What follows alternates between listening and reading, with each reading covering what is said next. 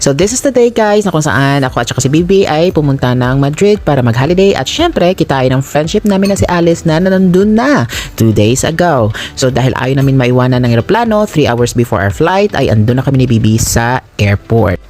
Napakaswerte namin ng araw na yon kasi aside sa maganda ang weather ng UK dahil maaraw at napaka-smooth ng pagpasok namin sa immigration. Walang tanong-tanong as long as meron kang ticket at saka visa papuntang Espanya, pasok ka sa banga. Hindi naman kami nahirapan ni Bibi sa security check-in kasi konti lang yung tao during that day. As in wala talagang kapila-pila guys. So sa mga nagbabalak na pumunta ng Espanya or any other places, it's better for you to travel during weekdays kasi walang pila. Ang flight namin ni Bibi ay tumagal ng 2 hours and 30 minutes from London to Madrid. Hinahanap namin ni Bibi during that time kung saan ang immigration, buti na lang nakakaintindi ako ng Espanyol. Of course, ang pinaka-highlight ng travel namin ng araw na yon ay hindi ang mga food at saka mga bilihin sa duty free, kundi ang mga nagwagapuhang mga Spanish immigration officer. Nung makita ko sila sa immigration, parang napasabi ako na parang gusto ko ulit magpasakop sa mga mananakop. Charet.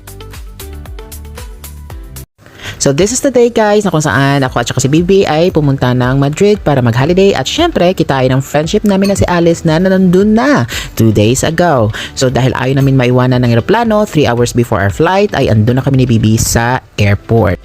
Napakaswerte namin ng araw na yon kasi aside sa maganda ang weather ng UK dahil maaraw at napaka-smooth ng pagpasok namin sa immigration. Walang tanong-tanong as long as meron kang ticket at saka visa papuntang Espanya, pasok ka sa banga.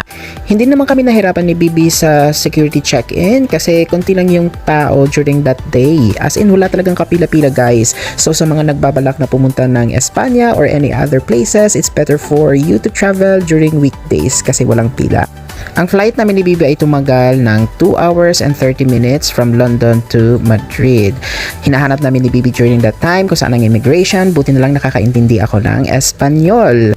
Of course, ang pinaka-highlight ng travel namin ng araw na yon ay hindi ang mga food at saka mga bilihin sa duty free, kundi ang mga nagwagapuhang mga Spanish immigration officer.